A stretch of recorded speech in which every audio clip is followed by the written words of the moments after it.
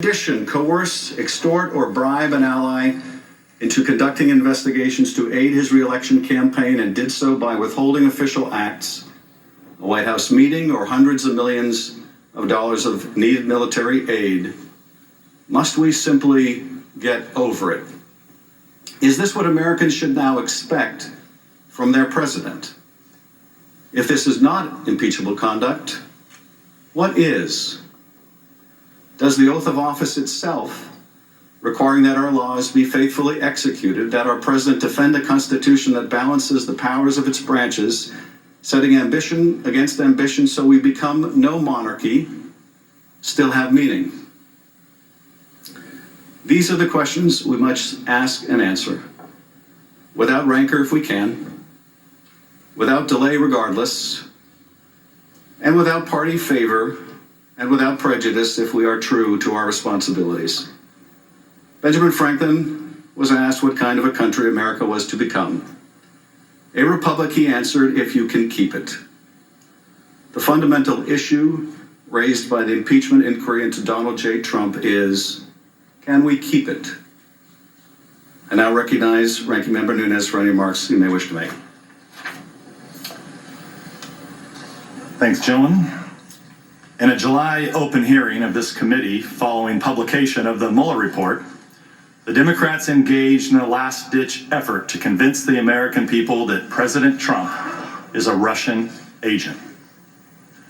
That hearing was the pivotal finale of a 3-year-long operation by the Democrats, the corrupt media, and partisan bureaucrats to overturn the results of the 2016 election. After the spectacular implosion of their Russia hoax on July 24th, in which they spent years denouncing any Republican who ever shook hands with a Russian, on July 25th, they turned on a dime and now claim the real malfeasance is Republicans' dealings with Ukraine. In the blink of an eye, we're asked to simply forget about Democrats on this committee, falsely claiming they had more than circumstantial evidence of collusion between President Trump and Russians.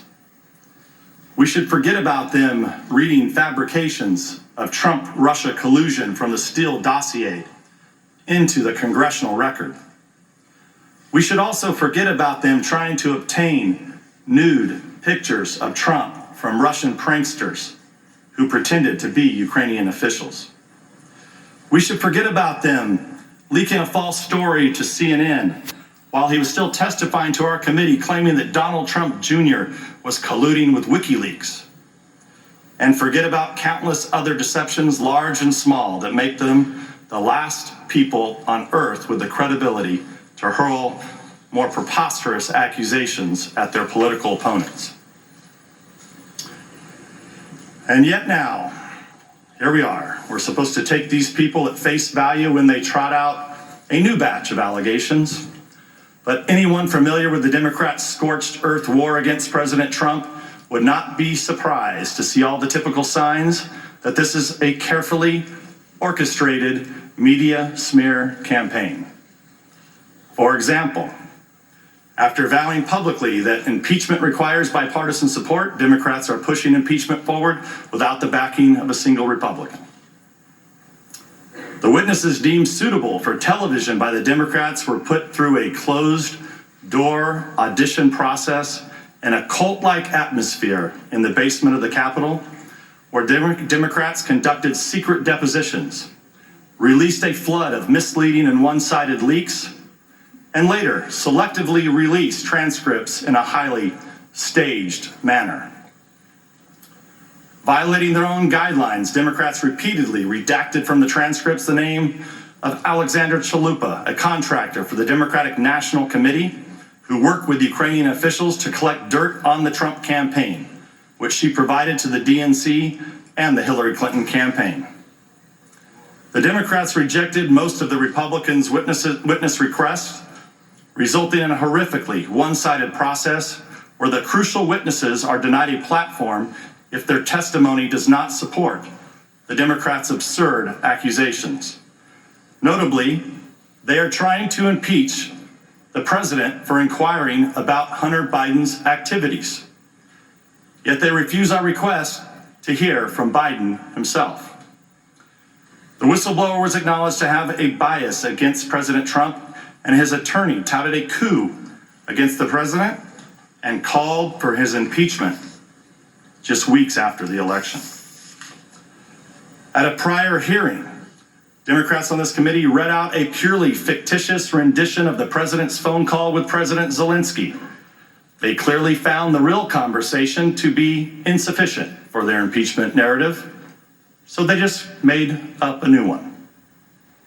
And most egregiously, the staff of the Democrats on this committee had direct discussions with the whistleblower before his or her complaint was submitted to the Inspector General. Republicans can't get a full account of these contacts because Democrats broke their promise to have the whistleblower testify to this committee. Democrat members hid these contacts from Republicans and then lied about them to the American people on national television. I've noted before, the Democrats have a long habit of accusing Republicans of offenses they themselves are committing. Let's recall, for years they accused the Trump campaign of colluding with Russia when they themselves were colluding with Russia by funding and spreading the Steele dossier, which relied on Russian sources. And now they accuse President Trump of malfeasance in Ukraine when they themselves are culpable. The Democrats cooperated in Ukrainian election meddling, and they defend Hunter Biden's securing of a lavishly paid position with a corrupt Ukrainian company, all while his father served as vice president. Despite this hypocrisy, the Democrats are advancing their impeachment sham. But we should not hold any hearings at all until we get answers to three crucial questions the Democrats are determined to avoid asking. First, what is the full extent of the Democrats' prior coordination with the whistleblower? And who else did the whistleblower coordinate this effort with? Second, what is the full extent of Ukraine's election meddling against the Trump campaign? And third, why did Burisma hire Hunter Biden? And what did he do for them? And did his position affect any U.S. government actions under the Obama administration? These questions will remain outstanding because Republicans were denied the right to call witnesses that know these answers.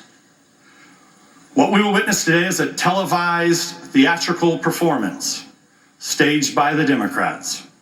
Ambassador Taylor and Mr. Kent, I'd like to welcome you here. I'd like to congratulate you for passing the Democrat Star Chamber auditions held for the last weeks in the basement of the Capitol. It seems you agreed, witting or unwittingly, to participate in a drama. But the main performance, the Russia hoax, has ended, and you've been cast in the low-rent Ukrainian sequel. I'll conclude by noting the immense damage the politicized bureaucracy has done to Americans' faith in government. Though executive branch employees are charged with implementing the policies set by our president, who is elected and responsible to the American people, elements of the civil service have decided that they, not the president, are really in charge.